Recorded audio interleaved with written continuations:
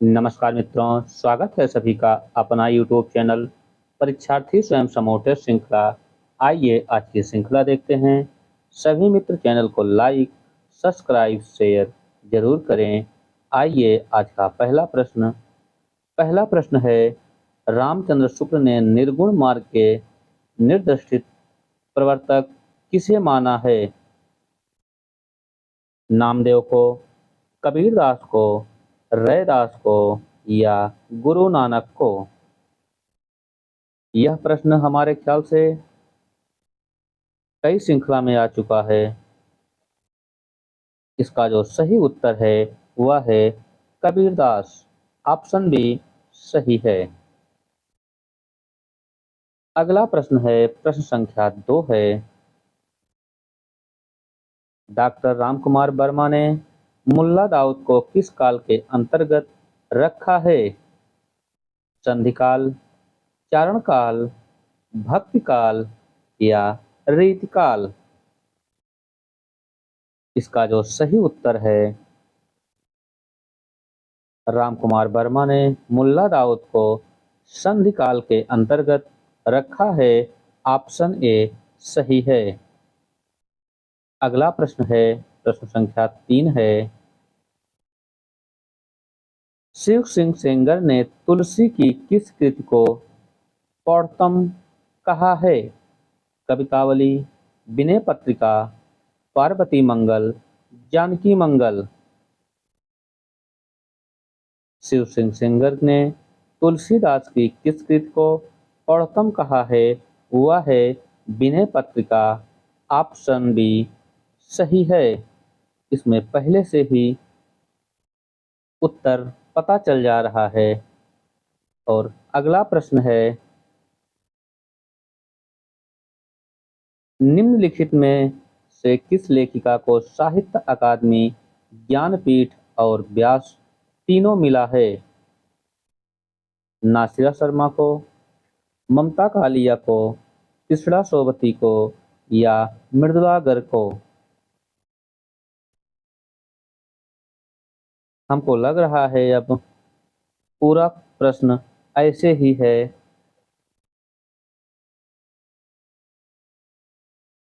इसका भी उत्तर Krishna Sobti, option C सही है।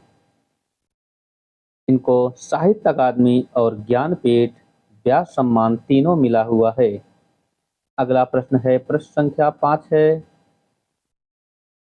भोला शंकर व्यास ने किस कवि की तुलना माघ से करना उचित समझा? आपका जो सही उत्तर है वह है पुष्पदंत। ऑप्शन डी सही है। अगला प्रश्न है, प्रश्न संख्या 6 है।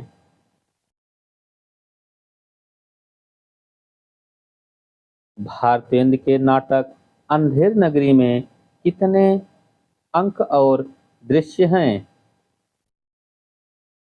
भारतेंदु का नाटक अंधेर नगरी, इसमें कितने अंक और दृश्य हैं?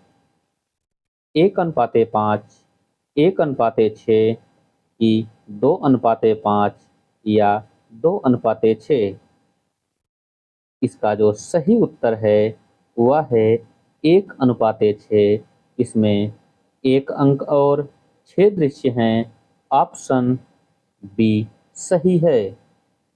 अगला प्रश्न है, प्रश्न संख्या 7 है।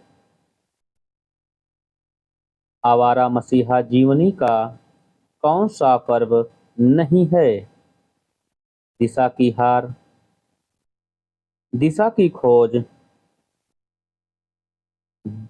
दिशांतर, यह तीनों आवारा मसीहा जीवनी का पर्व है और दिशा की धारा यह नहीं है। आपका उत्तर जो होगा वह डी सही होगा, क्योंकि कौन सा पर्व नहीं है, दिशा की धारा नहीं है।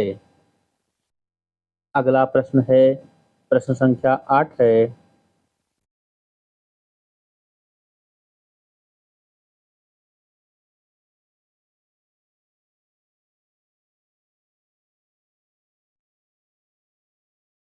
सखी संप्रदाय के सर्वप्रथम टट्टी संप्रदाय कहने की शुरुआत की?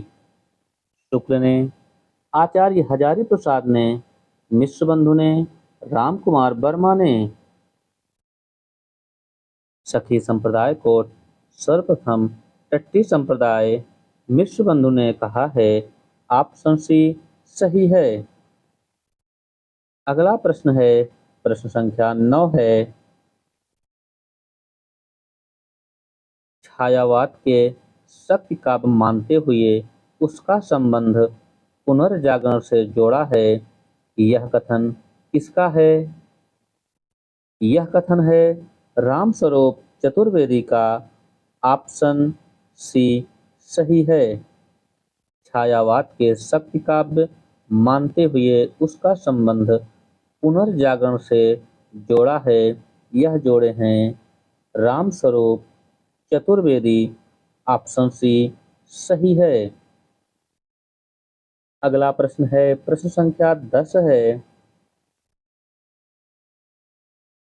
अंधेर नगरी नाटक में कुल 6 दृश्य हैं। निम्न में से कौन सा दृश्य नहीं है? बाह्यपात, बाजार, अरेड़, बाह्यचात।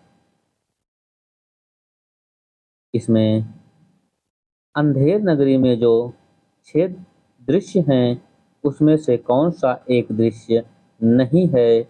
वह है बाह्य चात। ऑप्शन डी सही है। यह दृश्य नहीं है। बाकी बाजार, बाह्य पात और अरेड़ यह तीनों दृश्य हैं। अगला प्रश्न है, प्रश्न संख्या 11 है। निम्न में से कौन सी रचना मिश्र बंधु द्वारा रचित नहीं है? इसमें कौन सी एक रचना है जो मिश्र बंधु द्वारा रचित नहीं है? वह है पृथ्वी कल्प। ऑप्शन डी यह मिश्र बंधु द्वारा रचित नहीं है। बाकी भारत विनय, बूंदी वरिस, पुष्पांजलि यह रचनाएं मिश्र बंधु की हैं। अगला प्रश्न है, प्रश्न संख्या 12 है। कबीर के बीजक पर रची गई त्रिज्या टीका किसकी है?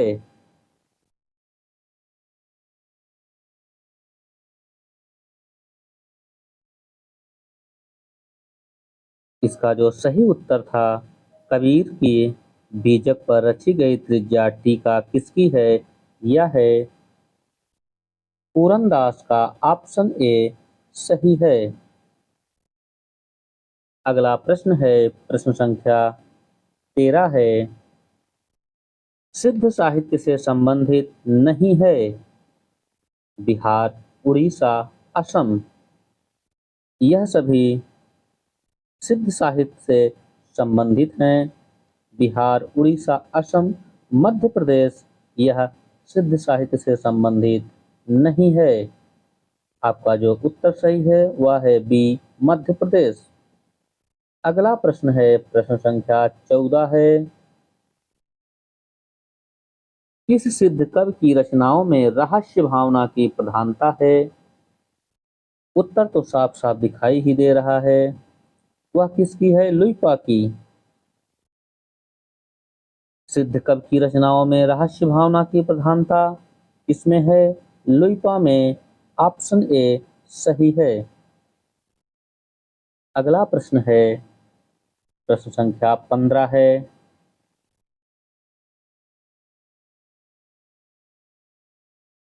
संध्या भाषा से तात्पर्य है संध्या समय की भाषा, सायंकाल की भाषा,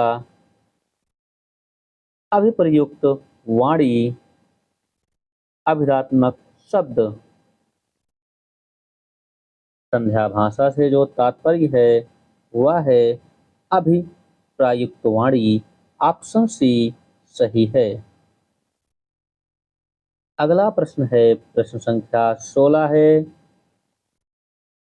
चंद्रप्रदायी को किसने हिंदी सारांश का चरस कहा?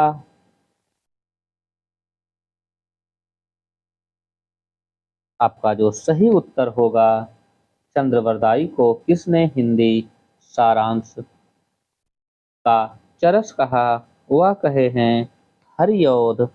ऑप्शन बी सही है।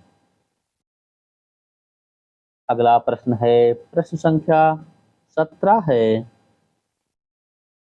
चंद्रवरदाई को किसने वीर काव्यधारा का प्रथम कवि माना है?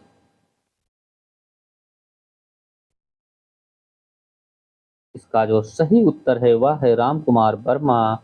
ऑप्शन सी सही है। इन्होंने वीर काव्यधारा का प्रथम कवि माना है और आचार्य शुक्ल ने चंद्रवरदाई को प्रथम कवि माना है। अगला प्रश्न है, प्रश्न संख्या 18 है।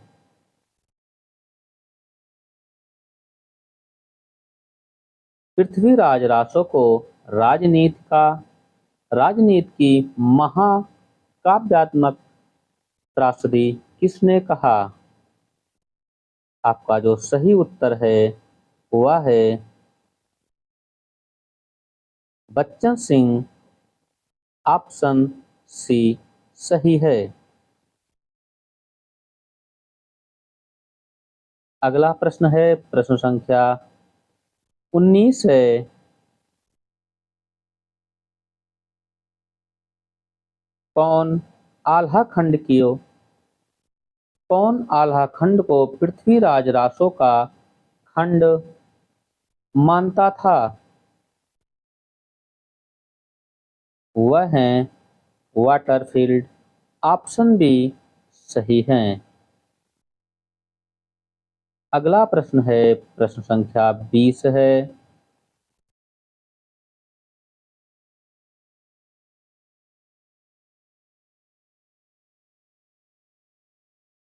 मानव प्रकृति का ज्ञान तुलसीदास से अधिक उस युग में किसी को नहीं था, यह कथन किसका है?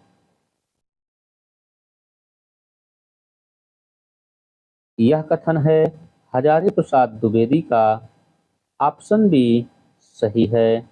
मानव प्रकृति का ज्ञान तुलसीदास से अधिक उस युग में किसी को नहीं था, यह कथन है हजारी प्रसाद द्विवेदी का।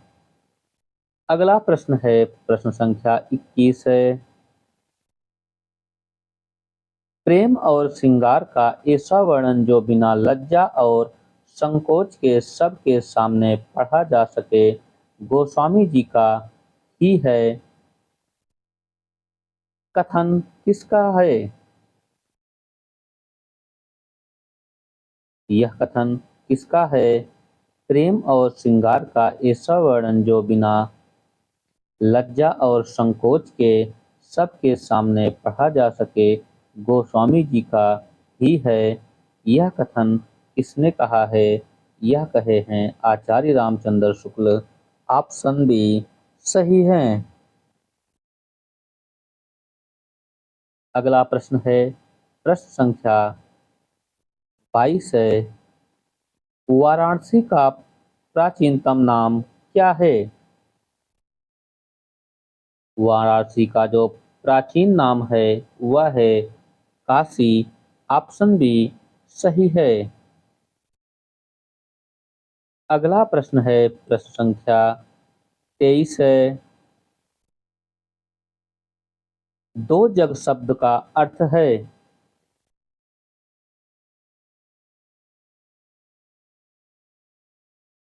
इसका जो अर्थ है दो जग का, इसका अर्थ नरक है।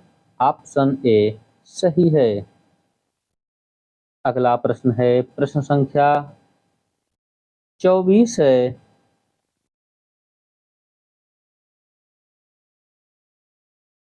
अज्ञानी गुरुओं की शरण में जाने पर शिष्यों की क्या गति होती है?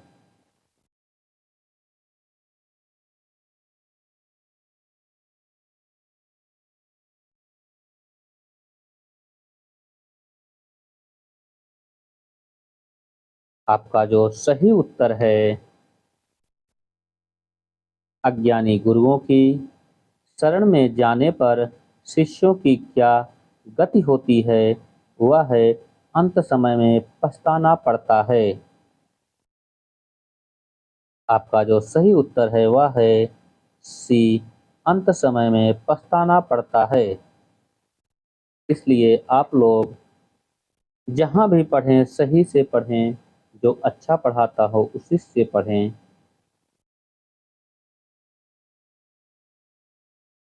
अगला प्रश्न है, प्रश्न संख्या 25 है।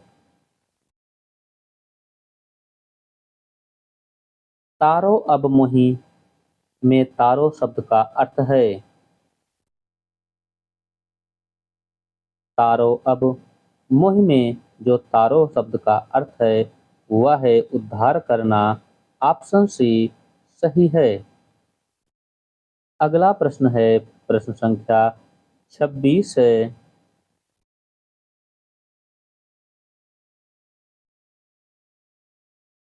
प्रश्न संख्या 26 है। मीरा की कविता में किसकी गंभीर अभिव्यंजना है? आपका जो सही उत्तर है, मीरा की कविता में प्रेम की गंभीर अभिव्यंजना है। ऑप्शन बी सही है। अगला प्रश्न है, प्रश्न संख्या 27 है। घर की याद कविता के रचयिता कौन हैं? इसके जो रचयिता हैं घर की याद कविता के, वह हैं भवानी प्रसाद मिश्र। ऑप्शन बी सही है। अगला प्रश्न है, प्रश्न संख्या 28 है।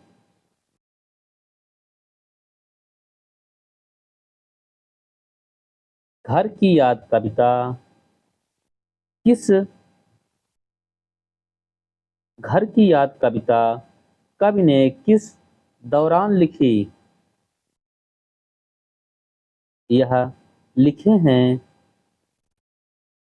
भवानी प्रसाद मिश्र ने जेल प्रवास में। ऑप्शन बी सही है। अगला प्रश्न है, प्रश्न संख्या 29 है। चंपा अपने बालम को कहाँ कभी ना जाने देने हेतु कहती है? चंपा अपने बालम को कलकत्ता कभी ना जाने देने हेतु कहती है। इसका जो सही उत्तर है वह है कलकत्ता। ऑप्शन ए सही है। अगला प्रश्न है, प्रश्न संख्या 30 है। चंपा प्रतिदिन काम करती है। चंपा प्रतिदिन पशुओं का चराने का काम करती है। ऑप्शन बी सही है। प्रश्न संख्या 31 है। दुष्यंत कुमार की कविता गजल में चिराग किसका प्रतीक है? समाज की सुख समृद्धि का किसका प्रतीक है? समाज की सुख समृद्धि का। ऑप्शन ए सही है। अगला प्रश्न है, प्रश्न संख्या 32 है। दुष्यंत कुमार की साहित्यिक जीवन कहाँ से आरंभ हुआ? कहाँ से हुआ? इलाहाबाद से। दुष्यंत कुमार की साहित्यिक जीवन इलाहाबाद से आरंभ हुआ। ऑप्शन बी सही है। अगला प्रश्न है, प्रश्न संख्या 33 है। किस कवियत्री को कन्नड़ की मीरा की संज्ञा दी गई है? आपका यह प्रश्न ज्यादातर एनसीईआरटी में मिलेगा। इसका जो सही उत्तर है वह है अक्क महादेवी। ऑप्शन बी सही है। प्रश्न संख्या 34 है। नमक विभाग में दरोगा के लिए कौन ललचाते थे? वह कौन थे? वह थे वकील साहब। ऑप्शन डी सही है। अगला प्रश्न है प्रश्न संख्या 35 है। न्याय और नीति सब लक्ष्मी के खिलौने हैं, यह कथन किसका है? यह कथन है अलोपी दीन का। न्याय और नीति सब लक्ष्मी के खिलौने हैं, यह कथन है किसका? अलोपी दीन का। ऑप्शन बी सही है। अगला प्रश्न है प्रश्न संख्या 36 है।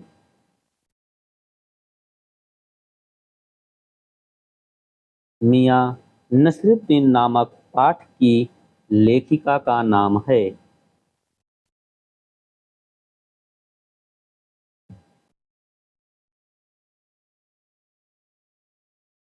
मियां नसरुद्दीन नामक पाठ की जो लेखिका हैं वह हैं किसड़ा सोबती। ऑप्शन बी सही है। अगला प्रश्न है फिर यही है, मियां नसरुद्दीन कितने प्रकार की रोटी बनाने के लिए मशहूर हैं? मियां नसरुद्दीन 56 प्रकार की रोटी बनाने के लिए मशहूर हैं। ऑप्शन डी सही है। कितने? 56।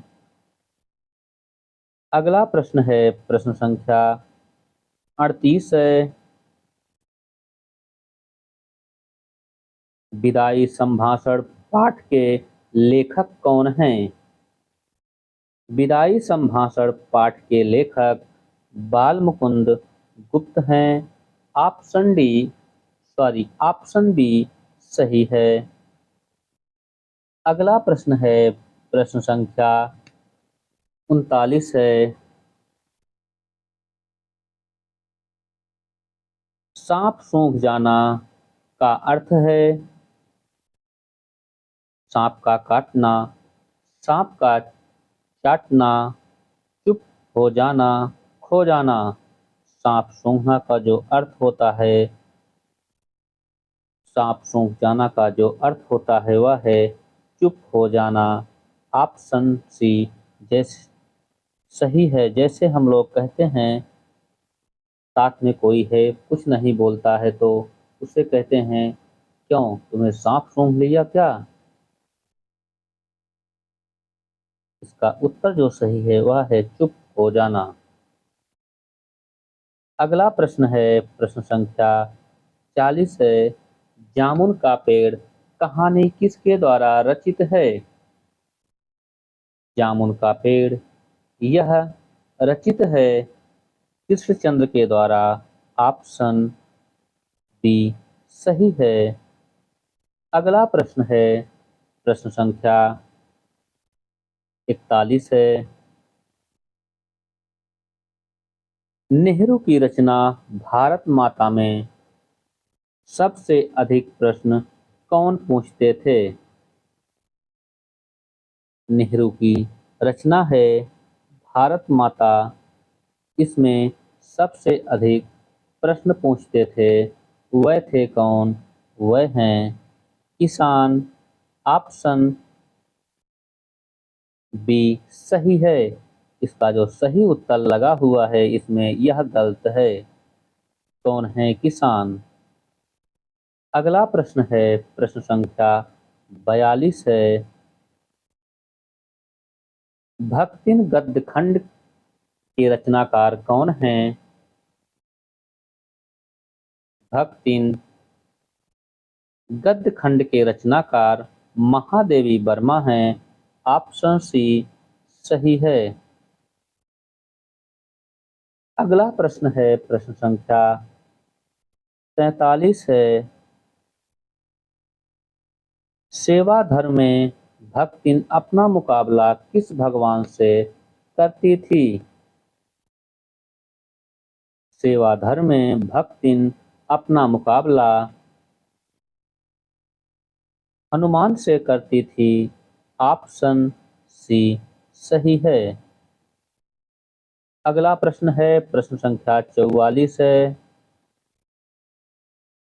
जैनेन्द्र कुमार का जन्म कहाँ हुआ था?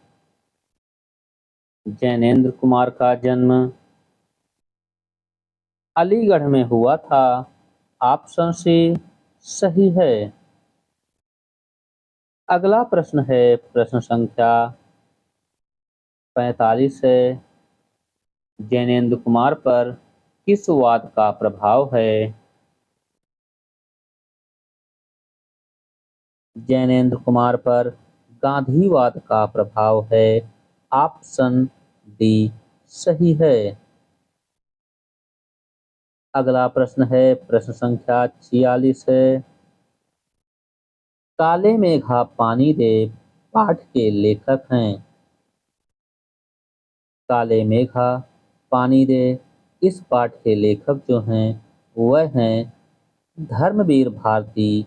ऑप्शन बी सही है। अगला प्रश्न है प्रश्न संख्या 47 है। आत्मपरिचय कविता के रचनाकार हैं। आत्मपरिचय कविता के रचनाकार हरिवंश राय बच्चन हैं। ऑप्शन डी सही है।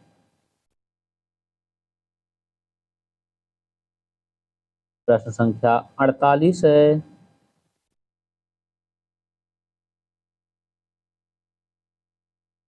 हरिवंश राय बच्चन किसके विशेषज्ञ थे? देश मंत्रालय, विदेश मंत्रालय, दोनों में, किसी में नहीं। हरिवंश राय बच्चन यह विशेषज्ञ थे विदेश मंत्रालय के लिए। ऑप्शन बी सही है। अगला प्रश्न है प्रश्न संख्या 49 है। निम्नलिखित में आलोक धनवा की रचना है। इसमें कौन सी एक रचना आलोक धनवा की है? वह है पतंग। ऑप्शन ए सही है।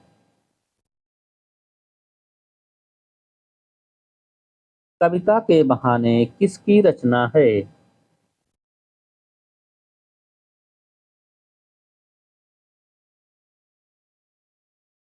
कविता के बहाने यह रचना है कुंवर नारायण का। ऑप्शन सी सही है। अगला प्रश्न है प्रश्न संख्या 51 है।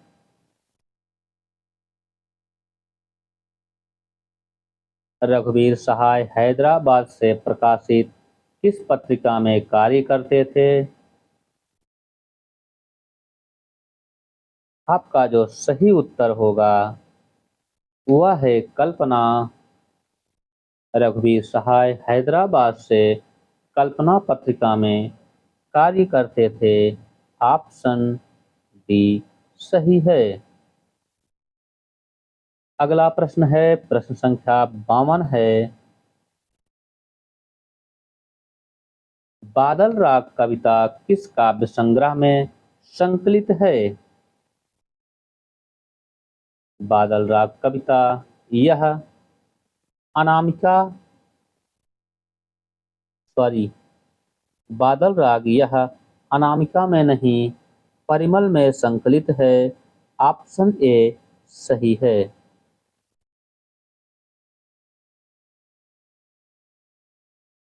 आप लोग इसको परिमल ही मारिएगा। बादल राग यह परिमल में संकलित है। अगला प्रश्न है प्रश्न संख्या 53 है। कारक का संबंध किसके साथ सर्वाधिक होता है? क्रिया के साथ, संज्ञा के साथ, लिंग के साथ, सर्वनाम के साथ। कारक का संबंध सर्वाधिक क्रिया के साथ होता है। ऑप्शन ए सही है।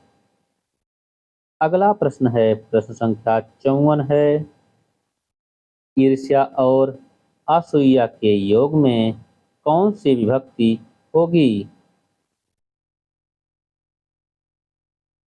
ईर्ष्या और असूया के योग में चतुर्थी विभक्ति होगी। ऑप्शन बी सही है। अगला प्रश्न है प्रश्न संख्या 55 है। घर के सामने बगीचा है, वाक्य में अव्यय है। घर के सामने बगीचा है, इसमें संबंध बोधक अव्यय है। ऑप्शन ए सही है। घर के सामने बगीचा है, इसमें संबंध बोधक अव्यय है। अगला प्रश्न है प्रश्न संख्या 56 है। सोवत ओढ़े पीतपट श्याम सलोने गात, इसमें शब्द शक्ति है। यह भी प्रश्न कई बार टेस्ट में सॉल्व कराया गया है और इसका उत्तर आप सब जानते ही होंगे, और नहीं जानते हैं तो इसका उत्तर अभिधा है। ऑप्शन ए सही है। सोवत ओढ़े पीतपत श्याम सलोने गात, इसमें अभिधा शब्द शक्ति है। अगला प्रश्न है प्रश्न संख्या 57 है। भारतीय संविधान के किस अनुच्छेद के आधार पर राजभाषा आयोग की नियुक्ति की गई? आपका जो सही उत्तर है, भारतीय संविधान के किस अनुच्छेद के आधार पर राजभाषा आयोग की नियुक्ति की गई, वह है अनुच्छेद 344। ऑप्शन सी सही है। अगला प्रश्न है प्रश्न संख्या 58 है। पठ धातु रूप का लकार है। लट लकार, लिट, लोट, विधिलिंग। इसका भी सही उत्तर लोट होगा। ऑप्शन सी सही है। पठंत धातु का जो लकार है वह है लोट। ऑप्शन सी सही है। अगला प्रश्न है प्रश्न संख्या 59 है। गुरु शब्द की तृतीया विभक्ति एक वचन है। गुरु शब्द की तृतीया विभक्ति एक वचन का जो रूप है वह है गुरुड़ा। ऑप्शन सी सही है। अगला प्रश्न है प्रश्न संख्या 60 है। यह किसने कहा है कि मुक्तिबोध की कविता में प्रयोगवाद और प्रगतिवाद का रासायनिक मिश्रण है? वह एक ही साथ प्रयोगवादी भी है और प्रगतिवादी भी। यह कथन किसका है? यह कथन है बच्चन सिंह का। ऑप्शन डी सही है। प्रश्न क्या है? प्रश्न कह रहा है यह किसने कहा है कि मुक्तिबोध की कविता में प्रयोगवाद और प्रगतिवाद का रासायनिक मिश्रण है? वह एक ही साथ प्रयोगवादी भी है और प्रगतिवादी भी। यह कथन है बच्चन सिंह का। ऑप्शन डी सही है। अगला प्रश्न है प्रश्न संख्या 61 है। अलंकार सार संग्रह के रचनाकार हैं। अलंकार सार संग्रह के रचनाकार हैं उद्भट। ऑप्शन ए सही है। अगला प्रश्न है प्रश्न संख्या 62 है। भुवन मोहिनी जीतेन जैनेन्द्र के किस उपन्यास के पात्र हैं? भुवन मोहिनी जीतेन जैनेन्द्र के यह उपन्यास विवर्त है। उसी के पात्र हैं। ऑप्शन सी सही है।